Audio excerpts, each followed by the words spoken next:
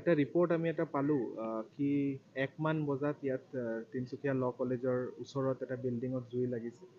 কিন্তু বেলেগ জুইতকৈ এইটো অলপ হেৰি কি চাইমাল্টেনিয়াছলি ৰিপৰ্ট পালোঁ কি 7জনমান মানুহ ইনজৰ্ড হৈছে।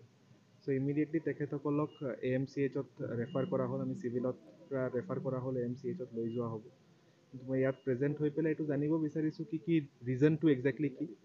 বাট য়েছ, এতিয়ালৈকে ৰিজনটো আমি একজেক্ট জানিব পৰা নাই। চ' চাৰ্কল অফিচাৰ তিনিচুকীয়াক এটা এনকুৱাৰী কৰিবলৈ দিয়া হ'ব আৰু OC এতিয়া ইয়াত আছে, তেখেতে নিজেও তদন্ত কৰি আছে।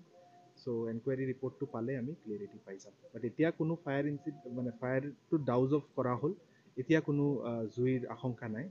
বাট য়েছ, 7জন মানুহ যেতিয়া ইনজৰ্ড হৈছে, আমাৰ এনকুৱাৰীটো কৰিব লাগিব।